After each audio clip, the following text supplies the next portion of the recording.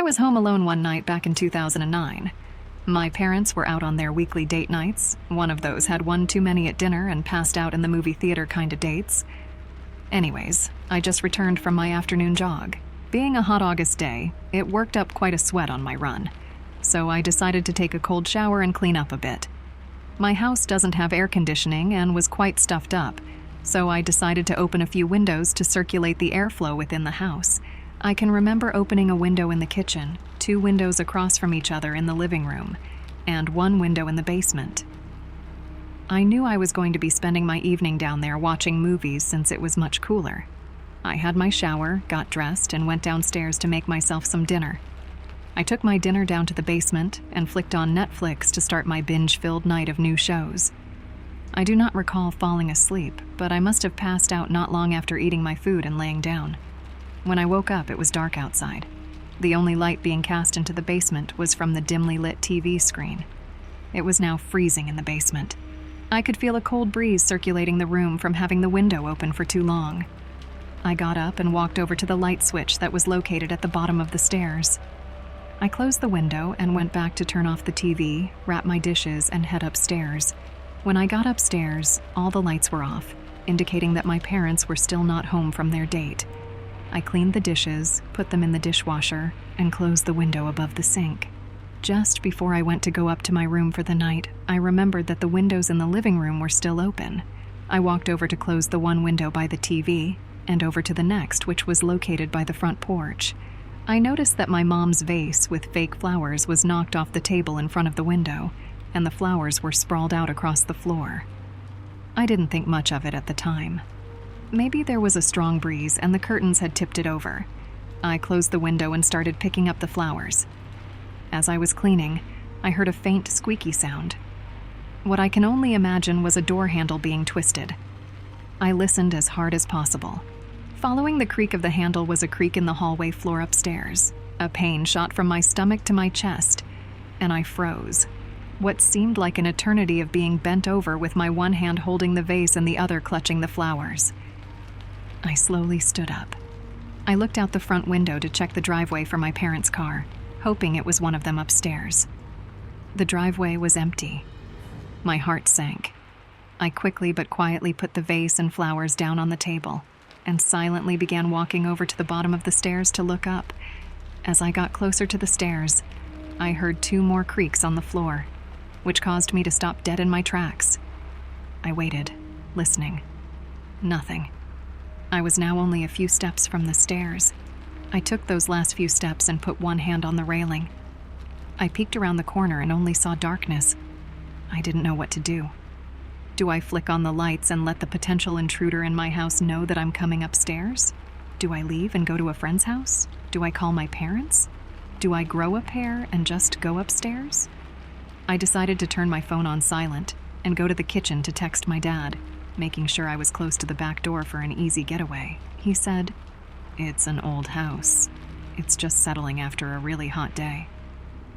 I told him about the sound of the door handle twisting. He just assumed there was an open window upstairs and the wind was knocking a door against the frame. Was that it? Could it just be a window that was left open? I felt a huge chunk of my anxiety start to fade after talking with my dad.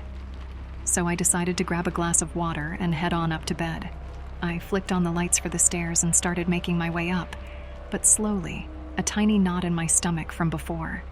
I got to the top of the stairs and noticed that all of the doors were wide open, except for mine. My parents' room and a spare bedroom were on the left, and the den and my room were on the right, with the bathroom at the end of the hallway.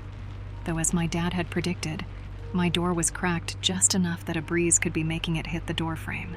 It being as hot as it was today, it wasn't unusual for my mom to open all the doors and windows upstairs. I exhaled a sigh of relief, now fully confident that my dad was right. I turned on the lights to my room, did a quick look around, and walked over to my nightstand to put my water beside my laptop. Then I went to the bathroom to get ready for bed. As I lay in bed trying to get sleepy, I was watching my favorite reruns of Seinfeld on my laptop. Then, out of nowhere, I heard the sound of something slowly scraping my closet door. I quickly flicked on the light beside my bed. My closet door was cracked open ever so slightly. Questions started racing through my head. Was it open the whole time? Was it closed when I came in? I was positive that it was closed when I came in.